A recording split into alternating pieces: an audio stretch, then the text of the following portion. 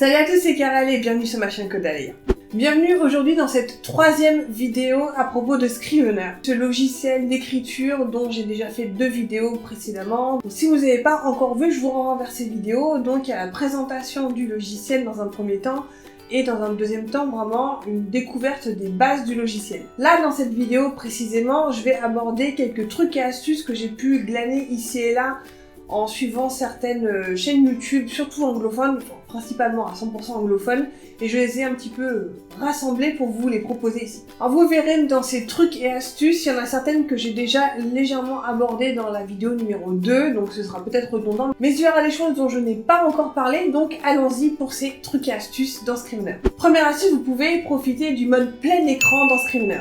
C'est une façon très simple justement de focaliser son attention à ne voir que le texte et pas tout ce qu'il y a autour, et donc pouvoir se concentrer plus facilement sur ton texte. Le mode plein écran dans les deux, donc c'est tout simplement F11 si vous voulez faire ceci. Vous avez ici donc le mode plein écran, donc ça c'est dans Scrivener 1. Vous pouvez déterminer la couleur que vous voulez mettre en fond. Ce que je peux vous conseiller, c'est justement de ne pas lui mettre du blanc, parce que le blanc va être plus propice au phénomène de la page blanche. Si vous avez un fond d'une couleur un peu neutre, ça peut justement vous aider à ne pas être bloqué, à ne pas avoir cette espèce de syndrome de la page blanche. Enfin, c'est aussi un truc, une petite astuce supplémentaire. Donc là, comme vous pouvez voir, le mode plein écran, vous avez donc ce mode ici. Quand vous descendez votre curseur en bas, vous pouvez ajuster les choses, genre la largeur du papier. Vous pouvez, la position du papier, si vous voulez par exemple la mettre à gauche et utiliser, imaginons l'inspecteur, c'est-à-dire que voilà, vous voulez utiliser les notes, mettre une image par exemple pour vous mettre un peu dans l'ambiance de la scène, c'est tout à fait possible. Notez des choses ici, par exemple avoir le synopsis de votre scène et travailler à côté donc le texte. Vous pouvez évidemment augmenter la taille du texte, si vous estimez que c'est un petit peu trop petit ou écrit trop grand. Dans Scrivener 1, ici, et là c'est pareil, c'est F11.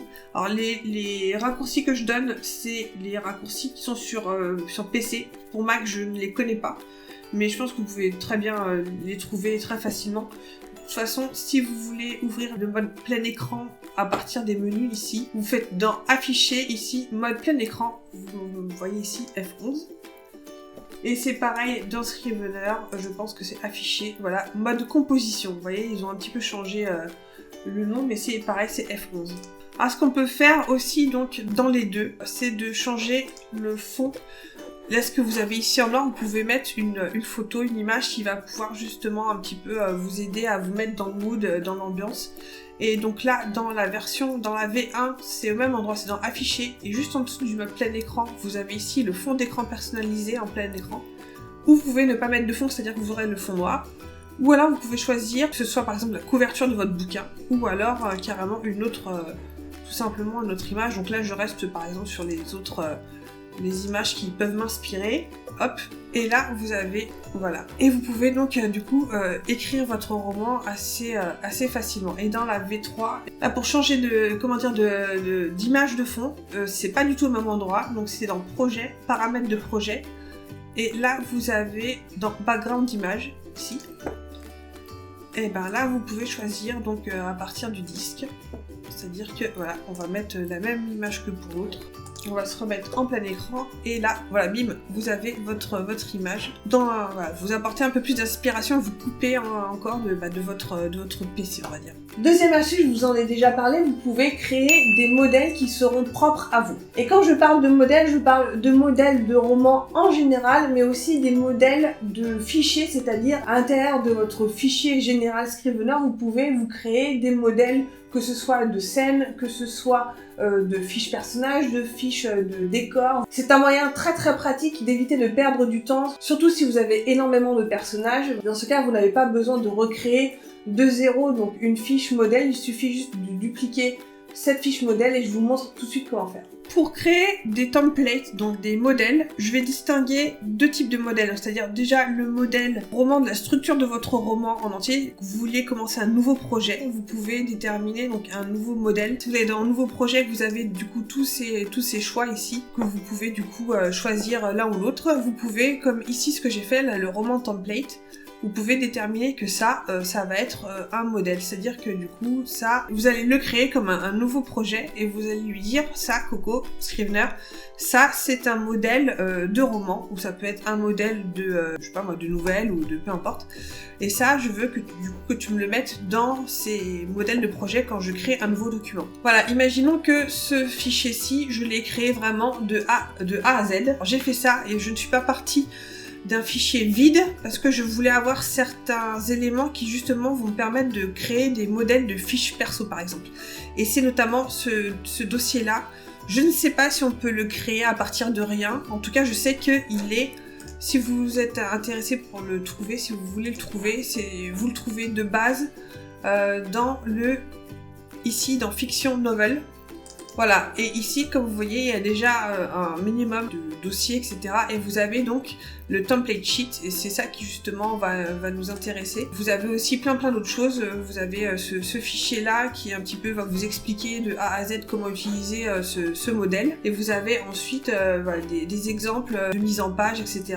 Par rapport à comment on pourrait donner à la fin votre manuscrit. Et donc vous avez ce dossier-là, template sheet, là où vous avez déjà en fait de base une fiche de personnage et une fiche de location, c'est-à-dire de lieu. Vous pouvez du coup déterminer un petit peu à quoi ressemble votre lieu, à quoi ressemble votre personnage, et donc c'est le dossier qui va rassembler vos templates, donc tous vos modèles. J'ai gardé ce template sheet, je l'ai pas changé, mais comme vous pouvez voir, j'ai juste créé, voilà, ces deux fiches et une scene card qui, celle-ci, va m'aider en fait à planifier mon roman. Si vous créez un nouveau document, vous faites votre nouvelle fiche perso et vous décidez que ça va être un modèle. Et je veux que cette fiche devienne un modèle. Et ben il suffit de le prendre et de le glisser dans le template sheet et il va devenir automatiquement un template. Vous voyez le petit T qui est à côté au niveau de l'icône. Ça veut dire que c'est devenu un template, c'est devenu un modèle. Ce qui veut dire que si par exemple je suis dans les personnages ici et que je veux créer un nouveau fichier à partir de ces modèles, je vais ici dans le petit plus, la petite croix, la petite flèche ici, et je vais créer un nouveau fichier à partir d'un modèle. Et là vous voyez, eh ben, j'ai chacun des modèles qui étaient présents ici dans le dossier template sheets, et je peux du coup créer une nouvelle fiche à partir de la fiche que j'ai créée. Et voilà, ici j'ai une nouvelle fiche tout simplement que je peux renommer, etc. Donc c'est extrêmement simple de faire des modèles. Si maintenant pour le modèle carrément de roman, vous voulez le rajouter, là tout simplement vous allez lui dire fichier, voilà, enregistrer comme modèle. Tout ce fichier là, tout ce projet d'écriture là, donc avec tous les dossiers, tout ce que vous voyez ici à gauche dans le binder, vous allez du coup le retrouver dans la fenêtre d'ouverture quand vous allez créer un nouveau fichier Scrivener. Et ça, vous allez du coup lui donner un nom, vous allez le mettre dans une catégorie, vous pouvez lui choisir une icône, vous faites OK et il va se rajouter du coup. Voilà, vous avez ici, c'est un bug de Scrivener 3. Comme je disais, c'est une version bêta, donc c'est encore en work in progress. Et vous avez ici, du coup, votre modèle que je viens de faire, tout simplement. Ça marche exactement de la même manière ici, dans Scrivener 1. Vous avez ici enregistré comme modèle, c'est exactement le même principe. Vous pouvez donc l'enregistrer pour le retrouver dans le truc d'ouverture au début. Et donc faire ou bien des modèles de fichiers, donc vous aurez juste à glisser... Imaginons, voilà, vous avez à glisser votre fichier dans le dossier template sheet que vous pouvez renommer. Vous pouvez le nommer modèle, etc. Et vous voyez le petit T qui veut dire que c'est un modèle. Troisième truc et astuce dans Scrivener, j'en avais déjà parlé dans la vidéo numéro 2, vous avez accès dans Scrivener à un générateur de noms. Ce générateur de noms donc propose des prénoms issus de notre monde à nous. Ce n'est pas un générateur qui vous proposera des noms elfiques ou de dragons ou je ne sais quoi. Mais en tout cas, vous pouvez vous baser dessus pour trouver des noms avec des consonances ou alors des significations particulières. En tout cas, si c'est vers ça que vous voulez aller, il y a cette possibilité-là. Si vous cherchez par exemple un prénom pour un personnage secondaire ou un péon à quelqu'un de la foule, vous pouvez le trouver là-dedans très facilement. Pour le générateur de noms, l'emplacement diffère en fonction de si vous êtes dans la V1 ou dans la V3. Donc dans la V1, c'est dans Outils d'écriture et Name Generator, donc celui-là il n'a pas été traduit, et vous avez ici donc votre générateur de nom avec, voilà, vous pouvez tout choisir, hein, l'origine du nom, l'origine du prénom, le nombre de noms à générer, etc. Et là, Roll the Dice, il va vous proposer plein de noms et de prénoms complètement différents. Quatrième astuce, vous pouvez profiter de la Dropbox pour travailler en réseau. J'en avais déjà parlé dans ma vidéo numéro 2. Dans le cas où vous voulez travailler à partir de différentes plateformes, c'est-à-dire, je ne sais pas, si vous avez un iPhone par exemple, ou si vous avez un PC comme moi, un PC fixe et par exemple un portable. Comme Scrivener vous propose de pouvoir installer donc le logiciel sur plusieurs plateformes avec la même licence, pour peu que ce soit la licence pour Windows ou la licence pour Mac, elles sont distinguées l'une et l'autre. Vous pouvez améliorer votre expérience d'écriture, justement si par exemple vous travaillez, vous écrivez une partie sur votre téléphone, malheureusement ce n'est que sur iOS, donc ce sera uniquement sur les iPhones, il n'y a pas de version Android malheureusement. Mais en tout cas, si c'est votre cas, vous pouvez travailler, imaginons au métro ou dans le train sur votre iPhone. Vous rentrez chez vous, vous êtes sur votre Mac ou sur votre PC. Si vous sauvez votre fichier Scrivener sur une Dropbox, imaginons, et que du coup vous travaillez à partir de votre PC fixe ou de votre téléphone ou de votre portable, si vous travaillez à partir du même fichier qui lui est sur donc le réseau ou sur une Dropbox, vous pouvez du coup accéder au même fichier, c'est-à-dire que ce que vous ferez sur votre, par exemple votre téléphone portable sera enregistré quand vous rentrerez chez vous et que vous travaillerez sur votre PC fixe, vous aurez accès donc à la version que vous avez modifiée sur votre téléphone portable. Voilà, est-ce que vous voyez ce que je veux dire? Parce que c'est extrêmement pratique justement si vous travaillez sur différentes plateformes. Cinquième astuce, vous avez la possibilité de séparer l'écran en plusieurs fichiers et ça c'est extrêmement pratique lorsque vous travaillez. Alors pour séparer votre espace de travail en deux, c'est extrêmement simple et c'est la même chose que ce soit dans Scrivener 1 ou Scrivener 3. Vous avez ici, donc à droite de l'espace de traitement de texte, vous avez ici donc le fractionnement, c'est-à-dire que si vous appuyez ici, vous allez avoir deux parties différentes que vous pouvez du coup choisir de manière complètement aléatoire. C'est-à-dire que ici, si vous avez, imaginons un fichier plan chapitre 1, voilà, il va se passer ça. Et ben vous pouvez avoir du coup votre fichier ici à droite avec donc tout ce qui vous allez écrire, etc. Et ici, ben, vous pouvez avoir votre fichier de votre outline, votre plan. Vous pouvez avoir par exemple aussi des choses que vous voulez avoir sous les yeux. Par exemple, le nom des personnages secondaires que vous voulez pas oublier. Vous pouvez avoir aussi... C'est extrêmement pratique, je l'ai beaucoup utilisé pour les corrections. C'est-à-dire que j'avais mon premier jet ici à gauche et j'avais mon deuxième jet à droite et du coup je pouvais complètement réécrire par rapport à ce que j'avais déjà écrit dans mon premier jet, quoi. Et ça c'est hyper pratique. Voilà, si ce mode ne vous plaît pas trop, vous pouvez aussi le mettre en horizontal, c'est-à-dire que voilà, si vous cliquez ici, si vous laissez apparaître, il vous dit comment faire, vous appuyez sur Alt et si vous cliquez ici, il se met automatiquement à l'horizontale. Et si vous refaites pareil, il se met à la verticale. Alors ça, c'était différent dans Scrivener 1, puisque ici, tout simplement, vous avez les deux versions, donc à l'horizontale ou à la verticale. Voilà, vous pouvez vous mettre ici ou à la verticale ou à l'horizontale. Tout simplement. Et si vous voulez revenir donc à juste un seul texte, et ben vous pouvez du coup rappuyer ici, là où vous avez justement aucun fractionnement, et vous récupérez votre texte. C'est très très simple. Sixième astuce, vous avez la possibilité dans Scrivener de faire des clichés de votre document. Alors, clichés, ce que j'entends par là, c'est ce qu'on appelle des snapshots. C'est-à-dire que si vous avez donc une scène, vous n'êtes pas sûr de savoir si vous voulez aller dans une direction A ou une direction B, vous pouvez prendre un cliché, un snapshot de ce fichier-là. Vous ne pouvez pas faire un snapshot de tout votre roman, vous pouvez le faire en fonction des scènes, peut-être en fonction des chapitres, et ça reste, j'ai pas vérifié, mais en tout cas, vous pouvez le faire pour les fichiers et les scènes.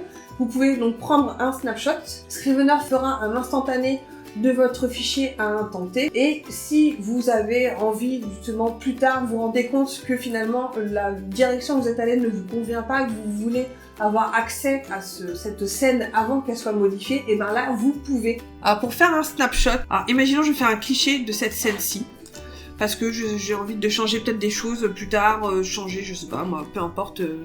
Voilà, vous avez ici dans l'inspecteur, donc je vous rappelle, s'il n'apparaît pas, vous appuyez ici sur le i. Et vous avez ici plusieurs petites icônes. Alors ça, encore une fois, c'est dans Scrivener 1. Ça a un petit peu changé dans Scrivener 3, je vous montre juste après où est-ce que c'est. Et vous avez ici donc plusieurs choses dont je vous ai pas parlé, ce sera peut-être l'objet d'une prochaine vidéo.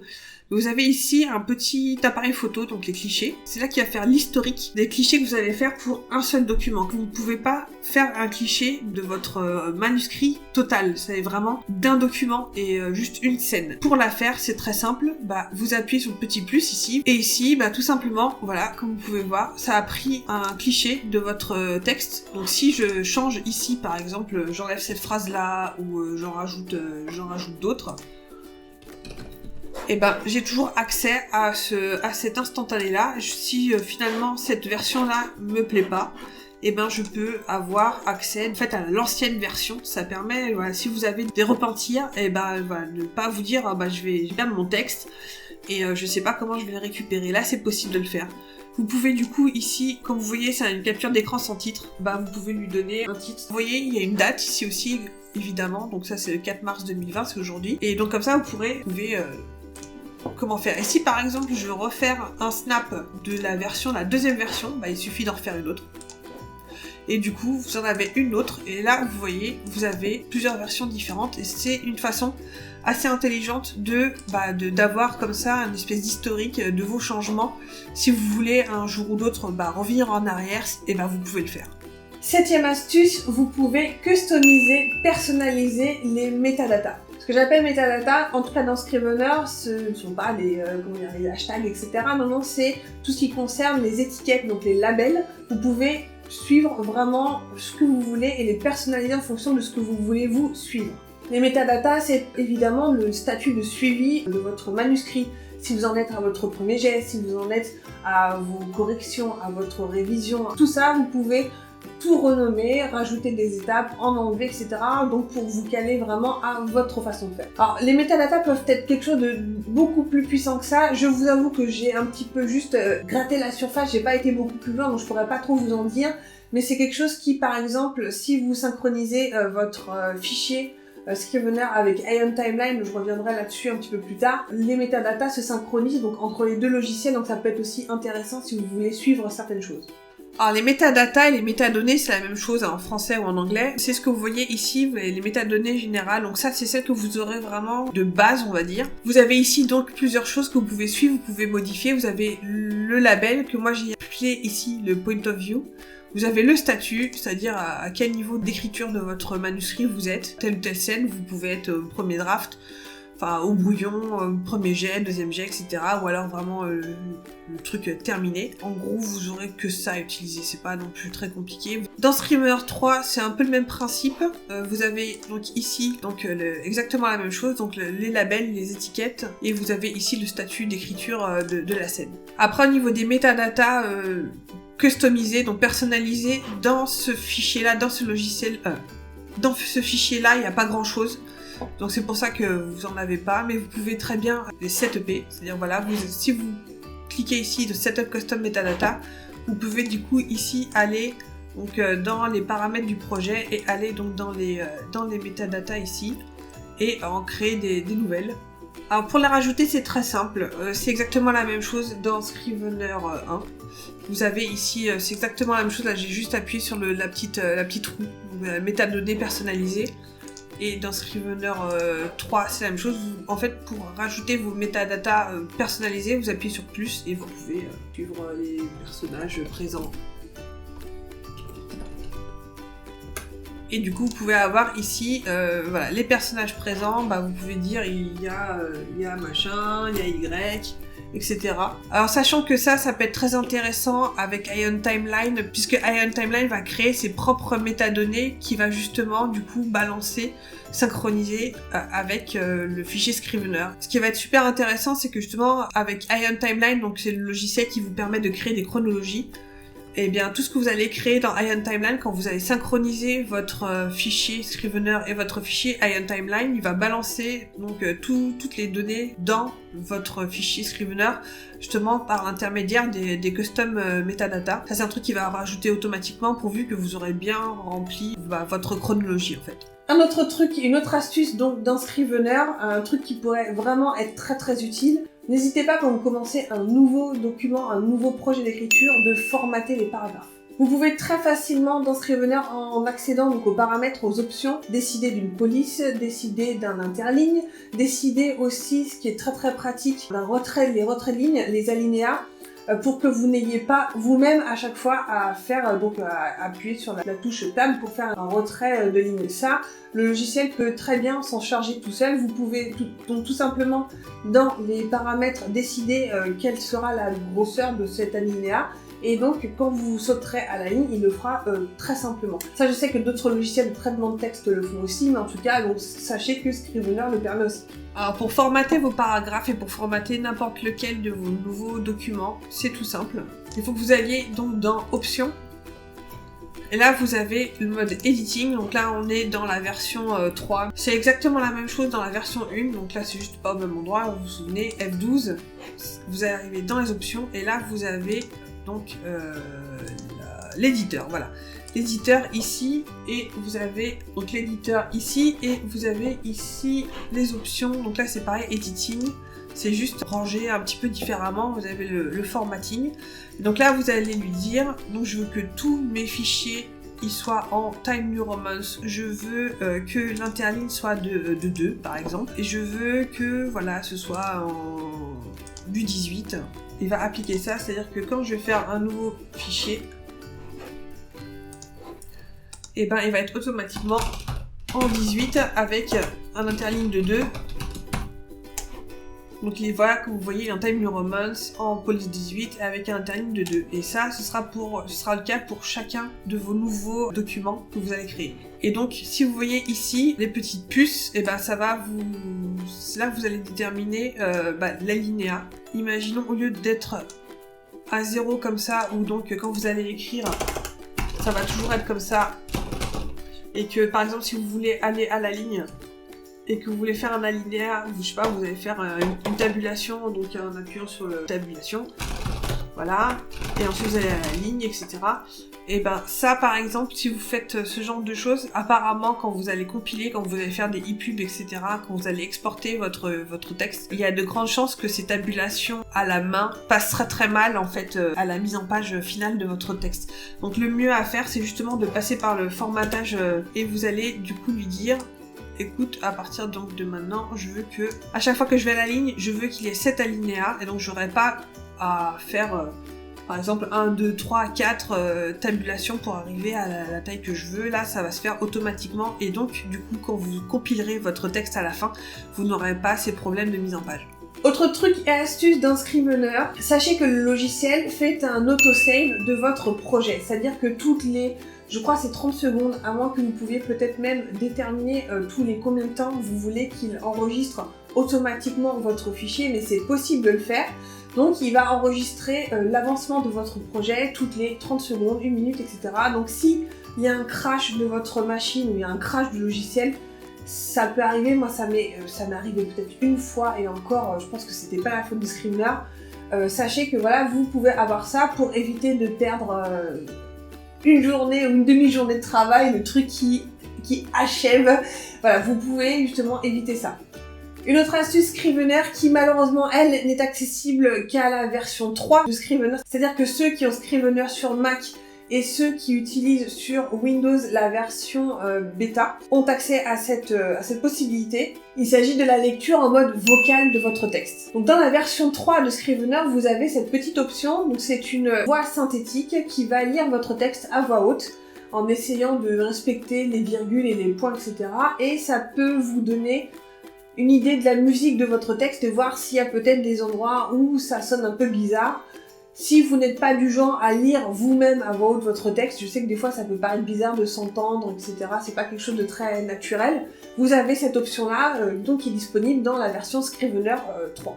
Alors pour le mode vocal, ça ne se passe uniquement, comme je disais, c'est dans la dernière version de Scrivener et pas dans la première malheureusement. Donc c'est vraiment un ajout qu'il y a dans la dernière version. Et là, c'est très simple. En fait, vous vous mettez ici dans n'importe quel fichier et vous allez donc dans éditer et vous allez lecture voix et là démarrer lecture voix et c'est parti.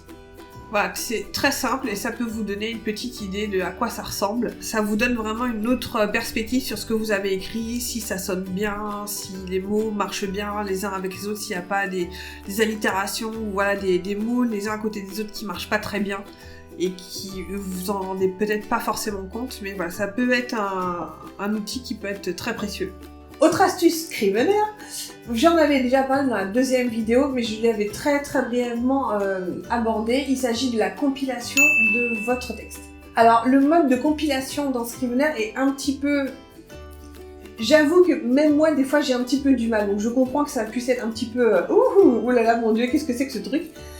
Sachez que donc dans Scrivener, vous pouvez compiler donc votre texte et décider de ce qu'il y a donc à compiler ou à ne pas compiler. C'est-à-dire que voilà, vous voulez évidemment compiler votre manuscrit et pas par exemple toute votre documentation, toutes vos fiches perso, etc. Ça évidemment, vous voulez pas que ce soit dans le fichier final donc, de votre manuscrit. Donc sachez que Scrivener vous propose de compiler donc en fichier texte, en fichier RTF je crois, en fichier doc, docx et aussi en fichier EPUB. Alors je n'aborderai pas vraiment particulier comment faire la compilation dans cette vidéo parce que c'est pas l'objet. Et personnellement je n'ai encore jamais eu vraiment à compiler un manuscrit en entier. Donc je me garde peut-être cette idée de vidéo là pour un petit peu plus tard quand je me serai un petit peu frottée à la bête au niveau compilation de texte. En tout cas pour compiler, c'est simple, vous allez ici dans Fichier, vous allez dans Compiler. Si vous ne l'avez pas développé, c'est tout simplement parce qu'ici vous n'avez pas appuyé sur la petite flèche. Je vais pas m'étendre trop là-dessus parce que je suis pas assez experte dans la compilation dans Scrivener pour vous dire exactement quoi faire et comment faire. Je reviendrai peut-être dans une vidéo vraiment à part entière pour vous parler ça quand j'aurai vraiment mis les mains dans le cambouis, que j'aurai un peu compris comment ça fonctionne parce que même pour moi c'est encore un petit peu obscur. En tout cas, si l'envie vous chante, c'est là-dedans que ça se passe. C'est là-dedans qu'il faut aller trifouiller, qu'il faut aller cocher ou décocher ce que vous voulez voir apparaître dans la compilation, ce que vous ne voulez pas voir apparaître. Et voilà, je n'irai pas forcément plus loin parce que même pour moi, c'est encore un petit peu obscur. Et dernière astuce Scrivener dont je voulais vous parler ici et qui va peut-être être aussi un fil vers une autre série de vidéos que je compte faire, pas tout de suite, mais en tout cas que je compte faire, c'est que donc vous pouvez synchroniser Scrivener avec un autre logiciel qui est extrêmement puissant et extrêmement utile. Je voulais vous parler du logiciel Ion Timeline, qui est un logiciel, comme son nom l'indique, qui vous propose de faire des chronologies. Imaginons que vous avez un roman de science-fiction ou un roman de voyage dans le temps, ou vous avez un roman par exemple, un thriller ou un roman policier que vous voulez vraiment être sûr de la suite de vos événements, vous avez un logiciel qui est extrêmement bien pour ça. Donc c'est Ion Timeline et il est possible de synchroniser Scrivener avec Ion. C'est-à-dire que les événements que vous allez intégrer dans Ion Timeline va, donc par un petit biais de synchronisation, se synchroniser avec ce qui se passe dans votre romance. Donc vous pouvez déterminer que telle scène ou que tel chapitre correspond à tel moment dans votre chronologie et voir si justement au niveau chronologie tout correspond bien. Donc comment ça se synchronise entre Ion Timeline et Scrivener? Les deux logiciels sont compatibles, donc ça il n'y a pas de souci. En gros, ce que vous allez faire dans Ion Timeline va ajouter des métadatas, je vous avais parlé des métadatas juste un petit peu avant dans cette vidéo, va ajouter des métadatas dans Scrivener. C'est-à-dire que quand vous avez ouvert ce genre de fichier dans Scrivener et que vous allez dans les métadatas, pour peu que vous ayez bien rempli évidemment votre chronologie, vous allez avoir accès à plein de données donc qui vont être rajoutées automatiquement dans Scrivener. Je veux dire où est-ce que ça se passe. Je veux dire qui sont les personnages présents dans votre scène. Quel âge ont vos personnages? Des fois ça peut être super intéressant. Et donc ce logiciel est hyper pratique pour avoir une vision très précise et puis peut-être d'essayer de voir s'il n'y a pas des moments où votre chronologie a un pet dans le casque, où il y a un problème, ou par exemple un voyage qui est trop court ou qui est trop long, où il y a un gap entre tel ou tel événement qui est bien trop long ou bien trop court. Et ben vous pouvez le voir donc dans ce logiciel. Il est fait de telle façon à ce que justement ce soit visible. Et vous pouvez du coup suivre la chronologie de tel ou tel personnage pour voir s'il n'y a pas des trous entre ce qui se passe pour tel perso ou tel perso. Il est aussi hyper puissant, je pense, à tous ceux qui font de la fantasy ou de la science-fiction parce que dans ce logiciel, vous pouvez créer vos propres calendriers. Si vous décidez que vous avez une semaine de 5 jours, des jours de 28 heures, des années je sais pas moi, de 168 jours, et ben vous pouvez le mettre là-dedans. Si vous avez 4 âges, par exemple, l'âge de pierre, de bronze, etc. Vous avez l'âge rouge, l'âge bleu, je sais pas, l'âge turquoise, l'âge rubis, machin, bref. Si vous faites du world building avec des événements, si vous créez un monde totalement, vraiment de zéro, que vous voulez déterminer, voilà, ce qui s'est passé en l'an moins 560 par rapport à ce qui se passe dans votre roman, c'est tout à fait possible dans ce logiciel. Mais ce sera l'objet d'une prochaine série de vidéos, parce que je pense que je vais m'arrêter là pour vous parler d'Ion Timeline, parce que je pense que ça méritera évidemment sa propre vidéo. Mais en tout cas, ces deux logiciels, Scrivener et Ion Timeline, sont vraiment très utiles quand ils marchent ensemble tous les deux. Voilà, c'est la fin de cette troisième vidéo sur Scrivener. Ce sont juste quelques trucs et astuces que moi j'ai plus ou moins l'habitude d'utiliser, à part peut-être la compilation et le truc de vocal que je